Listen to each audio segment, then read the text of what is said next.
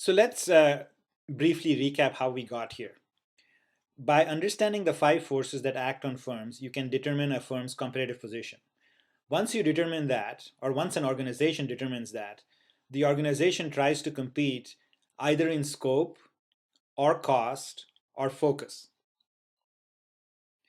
The value chain determines how the company does its work and competes. So once you've decided where to compete, and that's your competitive focus or competitive scope, the value chain then determines how you compete or how you operate within that scope. There are activities in the value chain and there are linkages in the value chain. Your competitive strategy determines how your value chain should be constructed and linked. And engineering the value chain using frameworks like the balanced scorecard is what brings competitive advantage. So this engineering of the value chain could have been done without information technology. In fact, before the information technology revolution, starting in the 60s and so on, people engineered the value chain or made the way their firm operated better without information technology.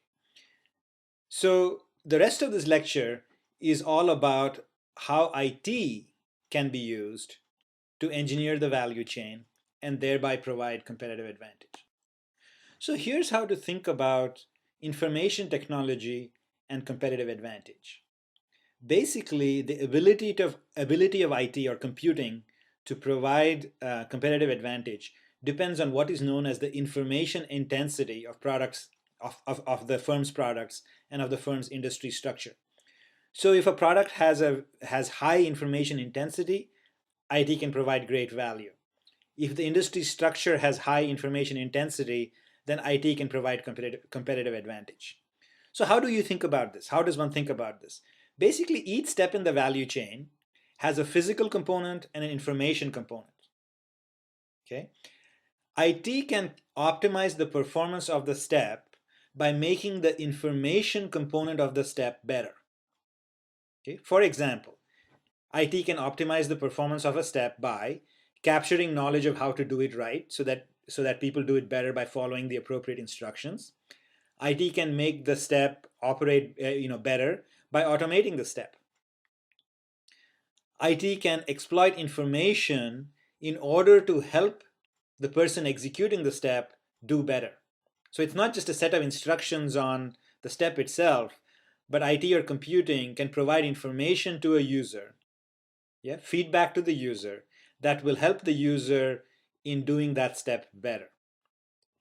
And then the another example of where IT can help is by building reconfigurable systems. So in many cases, having an information technology component can make the integration of two steps easier. Next, IT can help exploit linkages between components in the value chain better. So it can provide coordination among the linkages.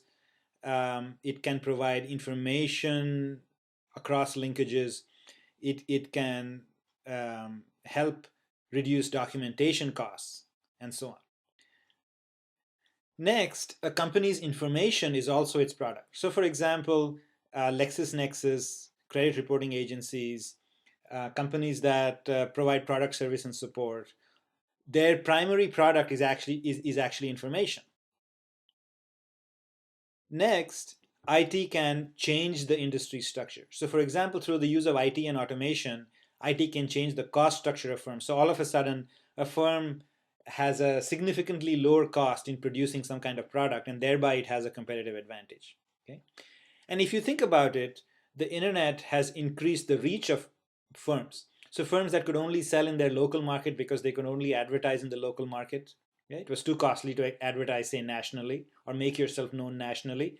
All of a sudden, through the internet, can advertise and make themselves known and make their products and services available nationally. And then finally, IT has helped spawn IT businesses. So not just helped other businesses grow, but businesses around computing itself, obviously. organizations or enterprises such as Oracle, IBM, Microsoft, these are all IT businesses, and they've essentially spawned, these are all new businesses spawned in the last, 20 years or so around information processing. Um, One example of an IT business is something known as B2B integration. So a company like Sterling Commerce basically provides information linkages between companies. And that basically, just that integration is its business and is its product. So now let's think about where IT is needed. So we talked about IT providing competitive advantage by optimizing the value chain. We also said earlier that the need for businesses now, or that businesses are migrating towards service delivery as opposed to product creation. So putting those two together, what we are really saying is IT needs to help with respect to services, basically optimize the service delivery capabilities of a company's value chain. Now, in a previous lecture, we talked about how services may be characterized. So you might want to refer to that lecture to understand all these different characteristics of services. This slide takes each characteristic of a service, starting with the removal of friction, high variation among transactions, continued negotiation, little amortization of costs, oscillation around satisfaction, all those different characteristics of services, and outlines for each of those characteristics where IT can help.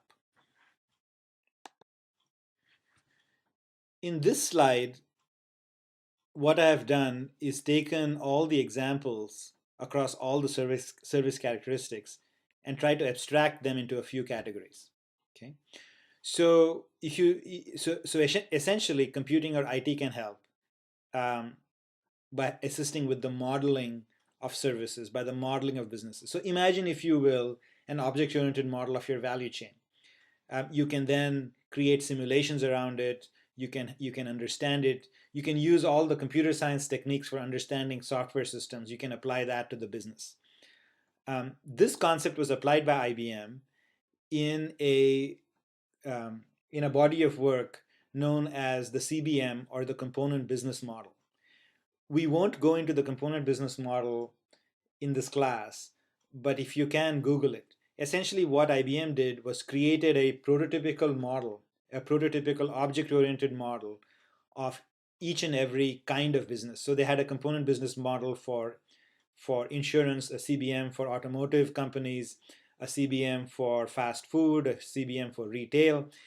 And the idea was, you had a object-oriented model that you could analyze, and then you could pick pieces of it and focus on those to optimize. So essentially, they were building businesses or improving businesses in the same way software engineers improve programs or large software systems.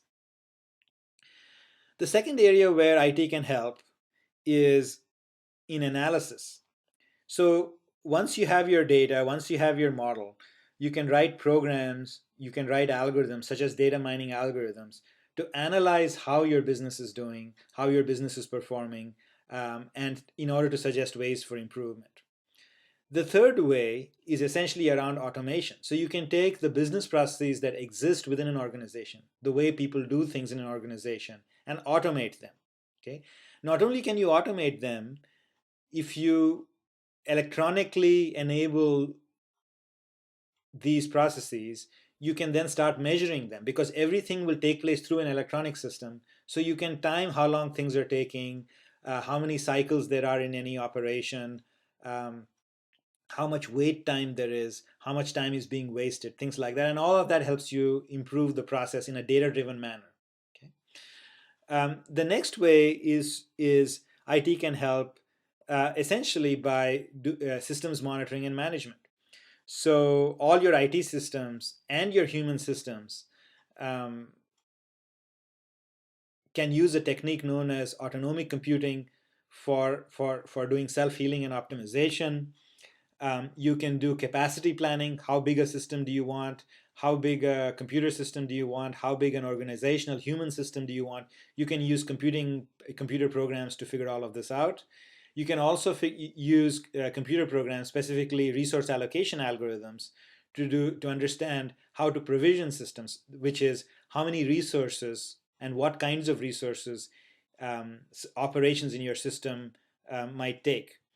And then finally, uh, IT or computing can build computational models on how people and groups work and interact. Yeah, where the knowledge or the theory behind how groups interact and so on came from other fields such as social science research. Okay, so the idea would be to take a soft research area such as social science research, which did not have a technical foundation, which did not in the past typically have a technical foundation, and now you have the capability through um, computing to have a computational foundation from which you can um, get, rather than soft human analysis kinds of decision making, you can actually do hard decision making based on real data. So I put through this slide in sort of as a counterpoint. So in the previous slides, we've talked about how helpful IT is, how IT can help, how IT can help create competitive advantage for the business. And in this slide, I wanted to point out that there actually has been research that supports the notion that IT cannot, yeah, is useless in providing sustainable competitive advantage for a particular organization. In other words, IT is similar to electricity. No one anymore thinks of electricity as providing competitive advantage for a particular company. Yeah? Electricity is a utility that all companies use, and the fact that a company uses electricity does not give it any advantage because everybody else is using electricity as well. The argument here was that IT is being used by everybody, and because it's pervasive and being used by everybody, it is not really providing a competitive advantage to one company or the other. In fact, the argument goes that IT is too easy to copy once implemented. So for example, UPS spent a significant amount of resources implementing a tracking system, probably spent 3 to 4 to 5 years figuring all this out. But within a couple of months of UPS having a tracking system, FedEx was able to create a tracking system simply by copying the key elements of the UPS tracking system. So the argument here is companies, if they try to create sustainable competitive advantage through IT in their organization, they will expend a lot of effort that can be easily copied, which means that companies will not be incentivized to expend um, large amounts of resources in information technology with the goal of gaining competitive advantage. Okay? And therefore, there is no incentive for innovation by single companies. Now, all that said, we all know that IT creates economic value across businesses. So while single companies might not be incentivized to innovate around IT, yeah, the supporting infrastructure of the businesses, which is essentially what? The government and broad industry organizations and so on, it is essentially those organizations that should be responsible for providing IT services and providing IT services like a utility to these companies so that these companies can simply use them and pay for them proportional to their usage, but they don't have to create them. Once again, because creating the things that companies need is something that is easily copied by others. So there is no advantage for somebody to expend a lot of resources as the first person to do anything. Okay, but that's not to say that IT isn't useful. It's just that all IT capabilities, according to this paper by a very respected Harvard Business Review professor named Nicholas Carr, his argument was anything IT related for the enterprise should be created by the government. okay, or by society, so that so that the organizations can simply use it and not have to expend the money and cost to do it themselves. Okay, essentially, IT is provided as a utility by government and society to these companies. And as a great example for this, simply think of the internet. No one company created the internet. It's not a competitive advantage to one person. However, it does provide a critical key enabling capability to all businesses.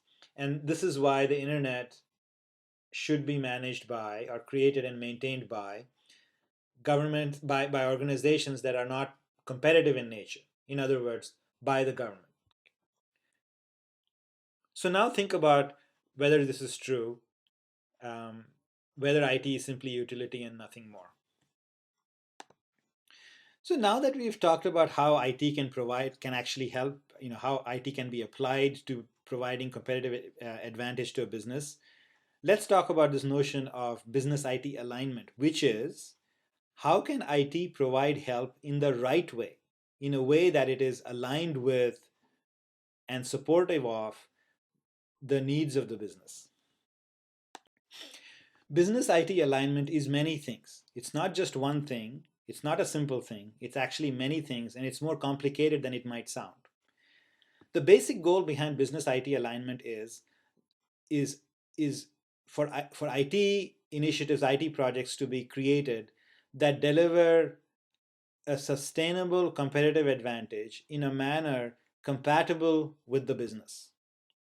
This notion of compatibility will affect everything that we study in this course. So now let's look at the dimensions of business IT alignment. Research has shown that there are actually three dimensions. There is an intellectual dimension, which is essentially the planning dimension. So the explicit linking between the business plan and the IT plan, the alignment or the appropriateness or the connection between the business strategy and the IT strategy, and what is known as the fit between business needs and information system priorities. Okay, all this um, explicit planning and thinking, all of this falls under the intellectual dimension of business IT alignment. The second dimension is a cultural dimension, which says that for an organization to be aligned across business and IT, the cultural mode of operation, the culture of the business should fit with the culture of IT. So, for example, if the business is highly dynamic and is constantly seeking new markets, you can't have an IT department that's inflexible and follows rigid rules. On the other hand, if the business departments or the business units are extremely buttoned down, formal, believe in rigid and structured processes, you can't have an IT department that is being freewheeling and creative and all over the place. Okay, it can even be about simple things. So, for example, if the business runs 9 to 5, yeah, in order to make the business run 9 to 5, I'm sorry, there has to be a component of the IT organization that runs along with the business from 9 to 5, and presumably there has to be another component of the IT organization that runs from 5 to 9 to make sure that everything that needed to be done when the business shut down in order to be prepared for business opening in the morning, all of that has been done. Okay, it can be in as simple an area as vocabulary. So, for example, I have been to many meetings in enterprises, in businesses, where IT folk give presentations about their projects and what they've accomplished and so on. And it is given in such technical language that the business folks, who are the ones paying for it, have no idea what is actually being done. Okay? So this vocabulary, the way you interact, the way you dress, maybe the timings you keep, the priorities you have, all of these fall under the cultural dimension of business IT alignment. The third dimension is what you might call a structural dimension. So let's say plans have been created for IT projects to be done in a certain way, as well as to have a certain composition in a way that aligns with the business strategy or what the business wants to do. Yeah? There has to be a structural alignment as well, which is that the business organization has to be aligned with the IT organization. So, for example, imagine a multinational company with businesses all across the world. This company is very unlikely to be successful with an IT organization that's centralized and sitting, say, in the US. If the business is decentralized, you probably are going to have the IT organization also decentralized. Okay. Similarly, the structural dimension also covers processes. So if there are specific steps by which a business takes in order to create a new product, well, the IT needed to support that new product, the software development lifecycle for that IT better align with the overall lifecycle of the product. Okay. So the other thing to note, by the way, is that structural alignment can both be internal to a company, so alignment with the business and IT within a company. It can also be alignment with things happening outside the company. So environmental changes, technical changes, new technologies emerging, and so on. All of that have to be brought into this notion of business IT alignment. And finally, keep in mind that business IT alignment is not a single step, it's a continuous process. So as the business evolves, so must the IT evolve. As new technology comes in that can be leveraged for the business, so must the business evolve. Okay? In other words, business IT alignment is not static, it's a dynamic process. If you remember, earlier in the slide deck, we were talking about how a general way in which IT or computing could help was around modeling. So by modeling different things using computational techniques such as object-oriented analysis, yeah, you could then understand them, analyze them, improve them, and so on and so forth. Well, this next section is around enterprise architecture, which is really a way of modeling this notion of business IT alignment. So what is enterprise architecture? So in a complex system, in a large enterprise, of which IT is an integral part, enterprise architecture, or EA, is a decision support process. It's a set of techniques for making decisions, yeah, about the business, about the linkages between business and IT, and about IT. So it's a means of informing the business decision making process, understanding the organization structure and function, and the of technology dependencies within the organization, identifying an IT portfolio, which is a collection of IT projects that need to be done. It's a means of doing that. It's a formal means of doing that. Okay, so think of it in the same way as you think of object-oriented analysis and design for developing programs. Enterprise architecture is a computational way of understanding and analyzing the business and its relationship to IT. So in pretty much any larger organization, so EA is typically something that's done by a large organization. It's not something usually done by a small company. But if you look at any large organization, such as Nationwide, or a bank such as Chase, JPMC Chase, or the Huntington, and so on, there will be a collection of people in an enterprise architecture group, okay, in a specific organizational entity known as an enterprise architecture group, where each of them will play different roles. So there will be a chief architect, there will be a data architect, a technology architect, a process architect, an application architect, things like that. And they will document the organization and the IT within it using a framework. They will use a while documenting it, they might use a notation such as UML to document the organization. Yeah, and in many cases they will. So by meta model we mean this UML model, and And in many cases, they will store this model just like people store code within a repository where it can be checked out, analyzed, understood, modified, and checked back in. To give you an example of what we mean by a meta model, we've shown one on this slide.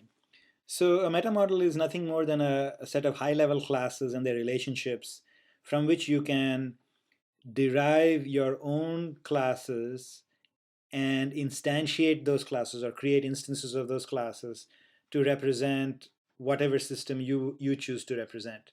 So for example, this is a meta model for enterprise architecture. So you see that there is, on the left side, you see classes that represent the organization, and on the right side, you see classes that represent your IT systems. So if you take Nationwide as an example, the facility is a high level class, and Nationwide might instantiate might derive from this a subclass called a data center, or a subclass known as a business office, and then instantiate the data center class or create an instance of the data center class to represent the two data centers that they have, one instance for their downtown data center and one instance for their north data center. Similarly, they might create a subclass called department, or actually a university might create a subclass called department and instantiate that department for each of the departments they have in the university, one for computer science, one for electrical and computer engineering, things like that. Okay, so that's the basic idea behind an EA architecture, which is you take your business components, your organizational components, your physical components, your IT components, and create a class model to represent all of these. And then when you want to represent a particular organization or some subset of your organization, you create instances of all of these and link them all together.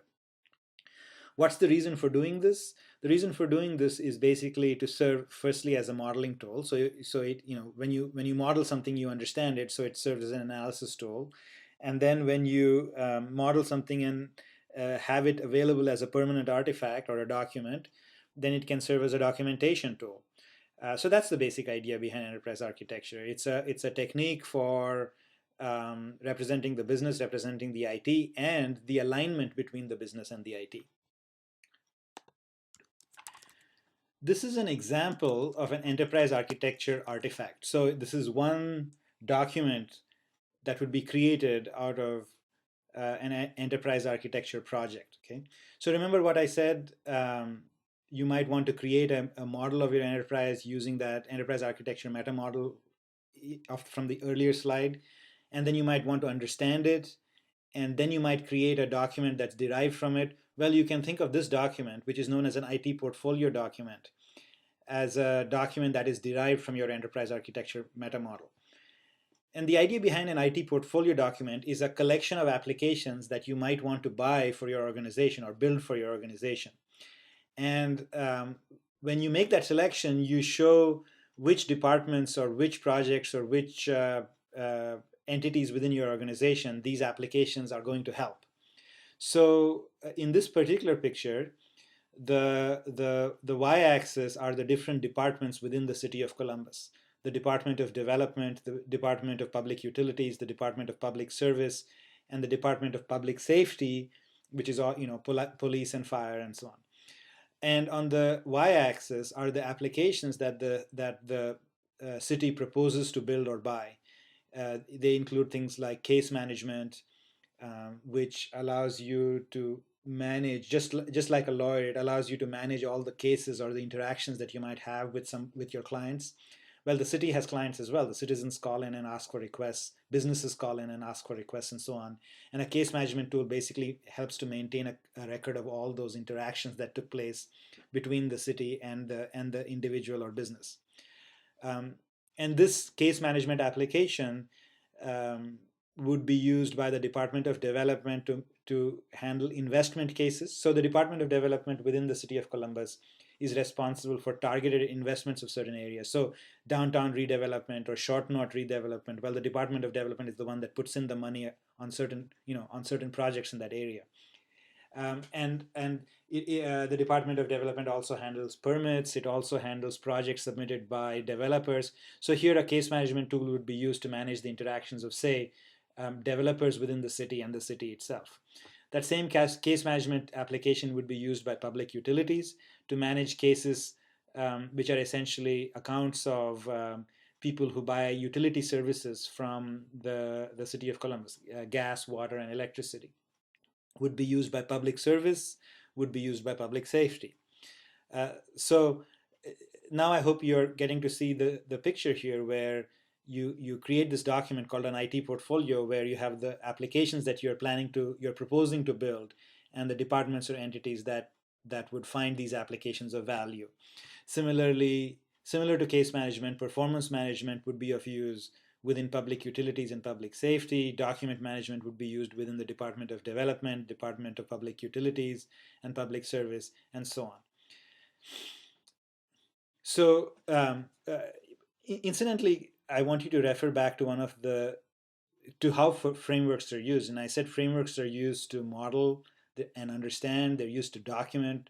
They're also used as plans. And you can see that this framework, this enterprise architecture framework, could have been used to model. So this could be a modeling framework that tried to identify what applications departments needed. It could also be used as a project plan. So this could say, these are the projects that we plan to do this year. It could also be used as a documentation. So if somebody asked what applications are used by what organizations or what entities within the city, you could present the same a similar looking document and say, here's that collection of applications, and it also shows who's using what.